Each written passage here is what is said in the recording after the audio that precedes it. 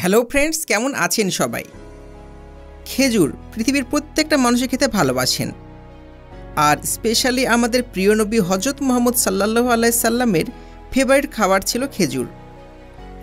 পুষ্টি গুণে ভরপুর খেজুরে রয়েছে ভিটামিন, আঁশ, calcium, iron, phosphorus, potash, magnesium ও জিঙ্ক।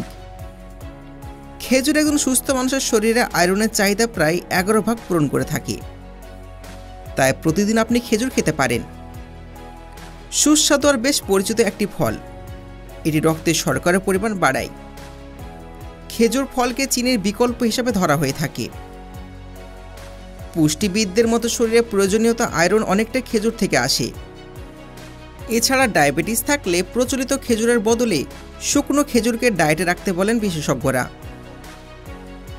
যদি খেজুরের পুষ্টির উপাদানের কথা বলা হয়, 4টি বা 30 গ্রাম পরিমাণ খেজুরে আছে 90 calorie, 1 gram protein, 13 milligram calcium, 2.8 গ্রাম ফাইবার এবং আরও অন্যান্য পুষ্টি উপাদান। খেজুর শক্তির একটি ভালো উৎস, তাই খেজুর খাওয়ার সঙ্গে সঙ্গে শরীরে ক্লান্তি দূর হয়ে যায়। আছে প্রচুর vitamin B, vitamin B complex, যা মস্তিষ্কের কার্যক্ষমতা বৃদ্ধি করতে সাহায্য করে। প্রতিদিনের খাদ্য তালিকায় রাখতে পারেন খেজুর। খেজুর আয়রনে ভরপুর, তাই প্রতিদিন খেতে পারেন।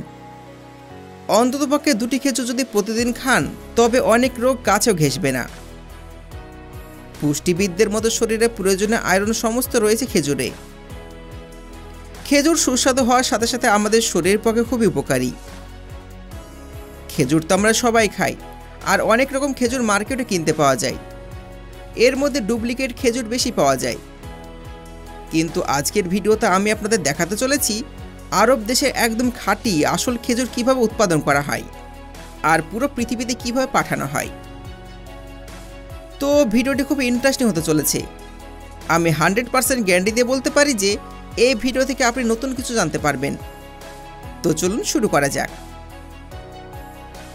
সব প্রথমে শুরু হয় চারা গাছ তৈরি করার প্রক্রিয়া। সব প্রথম বীজ লাগিয়ে ছোট ছোট গাছ তৈরি করা হয়।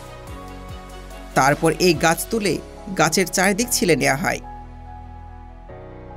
এরপর মাঝের একদম সাদা অংশ সংগ্রহ করা হয়।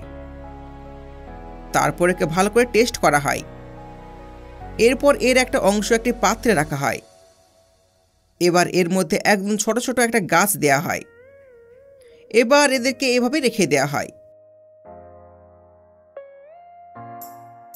কিছুদিন পরে এগুলোকে টবে লাগিয়ে দেওয়া হয়। আর কিছুদিন পর যখন এগুলো পর্যাপ্ত পরিমাণে বড় হয়ে যায়, তখন এগুলোকে বড় জমিতে লাগানোর জন্য প্রস্তুত করা হয়। এরপরে গাছগুলোকে 1.5 মিটার ডিস্টেন্সে লাগানো হয়। দেখতেই পাচ্ছেন কত বড় জমিতে চাষ করা হচ্ছে।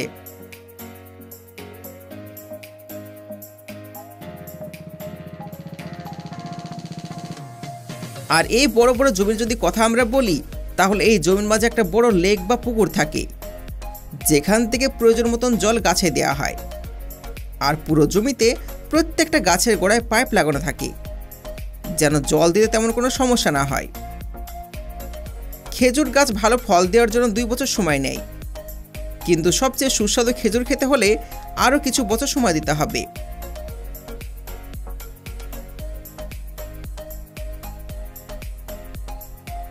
খেজুর গাছের উচ্চতা ন্যাচারালি 10 মিটার হয়ে থাকে। এরপর গাছে ফুল ধরতে শুরু করে। ফুল যখন পরাগ মিলনের জন্য রেডি হয়ে যায়, তখন ফুলগুলোকে গাছ থেকে পাড়া হয়। আর এর জন্য একটি মেশিনের ব্যবহার করা হয়। এই মেশিনটি কর্মীদের সঠিক উচ্চতা নিয়ে যায়, যেন খেজুর গাছ থেকে ফুল পাড়তে সমস্যা না হয়। এরপর শুরু হবে পরাগ মিলনের কাজ। ফুলগুলোকে ডাল থেকে ছেড়ে নেওয়া হয়। তারপর একটি ছাকনির মতো ট্রেতে রাখা হয়, আর যেগুলো সরু সরু ফুল সেগুলো নিচে পড়ে যায়। তারপর একটা এই ধরনের স্প্রে মেশিন দিয়ে খেজুর গাছের আগায় স্প্রে করা হয়। এইভাবে ম্যানুয়ালি পরাগ মিলন করানো হয়। এর প্রায় 1 মাস পর গাছে ফল ধরতে শুরু করে।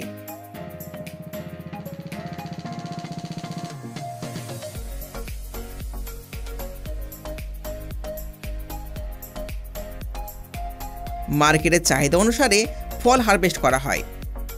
মাঝে মাঝে তো অর্ধেক পাকা খেজুরি হারভেস্ট করা হয়। তো দেখুন বন্ধুরা, ফল পাড়ার কাজ শুরু হয়ে গেছে।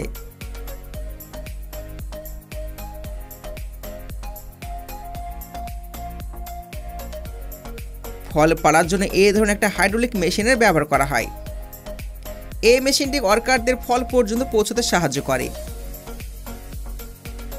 খেজুরের কাঁধগুলো নেট দিয়ে আটকানো থাকে, যেন খেজুরগুলো পাখিতে বা পোকাতে না খেতে পারে আর যেন ঝরে না পড়ে। এরপর ওয়ার্কাররা খেজুরগুলোকে পেড়ে কন্টেনারে লোড করে, আর এই একই পদ্ধতিতে বড় পাকা খেজুরগুলোকে গাছ থেকে পাড়া হয়। তারপরে খেজুরের কন্টেনারগুলোকে ট্রাকে লোড করা হয় আর এদেরকে ফ্যাক্টরিতে নিয়ে যাওয়া হয়। এরপর এগুলোকে ফ্যাক্টরিতে স্টোর করে রাখা হয়। এখন এগুলোকে ফ্যাক্টরিতে প্রসেসিংয়ের দিকে নিয়ে যাওয়া হবে। সব প্রথমে তো এগুলোকে অটোমেটিক মেশিনের মধ্যে দেওয়া হয়। কনভেয়ার বেল্টের সাহায্যে এগুলোকে সামনের দিকে পাঠিয়ে দেওয়া হয়। আর এখানে খেজুরগুলোকে বাছাই করা হবে। কিছু ওয়ার্কাররা এই কাজ খুবই দ্রুত করে থাকে। খেজুরগুলোকে বাছাই করে একদম বেস্ট কোয়ালিটির খেজুরগুলোকে সামনের দিকে পাঠিয়ে দেওয়া হয়। কনভেয়ার বেল্টের সাহায্যে খেজুরগুলোকে প্যাকেজিং সেকশনে পাঠানো হয়। এখানে একটা ওয়েটিং মেশিন খেজুরগুলোকে মাপ করে। তারপর এগুলোকে প্যাকেটে লোড করা হয়। এরপর প্যাকেটগুলোকে কনভেয়ার বেল্টে রাখা হয় আর একটা অটোমেটিক মেশিন প্যাকেটগুলো সিল প্যাক করে দেয়। তারপর এর উপরে কোম্পানির লেবেল লাগিয়ে ফাইনালি আমাদের মার্কেটে আরও বেশি খেজুর পাঠিয়ে দেওয়া হয়।